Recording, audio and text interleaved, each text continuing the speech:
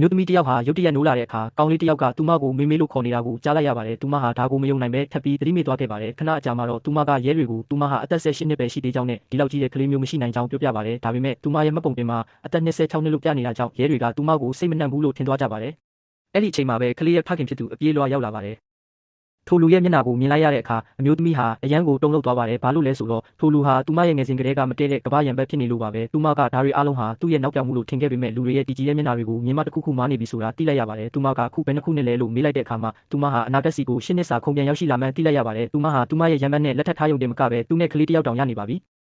အိမ်ပြန်ရောက်တဲ့အခါသူမကခင်မုန်းဖြစ်သူကိုရှင်းပြဖို့ကြိုးစားရင်းမူးလဲသွားပါတယ်သူမနိုးလာတဲ့အခါဘာတွေဖြစ်နေတာလဲဆိုတာသိရဖို့မိဘတွေစီတွားခဲ့ပေမဲ့သူမရဲ့မိဘတွေကတကားပိတ်ထားပြီးသူမကိုအတိအမှတ်မပြုကြပါဘူးသူမဟာအရန်တော့နဲ့အိမ်ထဲဝင်ပြီးသူမဟာအသက်18နှစ်မှတိုင်ခင်ကအကြောင်းအရာတွေကိုပဲမှတ်မိတော့ကြောင်းမိဘတွေကိုပြောပြပါတယ်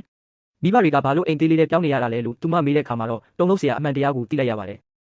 သူမဟာအတန်းဖော်ယောက်ျားလေးတစ်ယောက်ကိုဆွဲလန်းပြီးမိသားစုပိုင်ဆိုင်မှုအားလုံးကိုထိုသူစီလွှဲပြောင်းပေးဖို့မိဘတွေကိုအတင်းအကျပ်တောင်းဆိုခဲ့ပူပါတယ်မိဘတွေကညင်းတဲ့အခါမှာတော့သူမကပိုင်ဆိုင်မှုအားလုံးကိုတိတ်တဆိတ်ခိုးယူပြီးထိုသူစီပေးခဲ့တာပါသူမရဲ့ခင်ပွန်းရံဘက်ဖြစ်ခဲ့သူဒါအစင်တစိုက်ကူညီမပေးခဲ့ရင်သူမရဲ့မိဘတွေဟာအင်ဂျင်မဲ့ဖြစ်နေကြမှာပါသူမဟာသူမကိုသူမဘာလို့ဒီလောက်မိုက်မဲခဲ့တာလဲဆိုတာနားမလည်နိုင်အောင်ဖြစ်သွားပါတယ်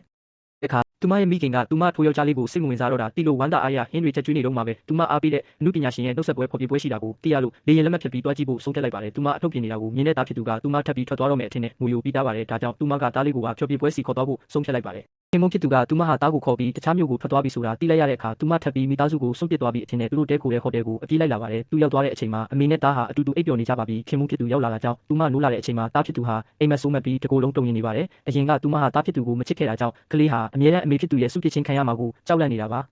မေမေဒီမှာရှိတယ်ဘာမှမကြောက်နဲ့တော့နော်လို့သူမကတိုးတိုးလေးချော့မော့လိုက်တဲ့အခါမှာကလေးလေးဟာတဖြည်းဖြည်းငြိမ်သက်သွားပါတော့တယ်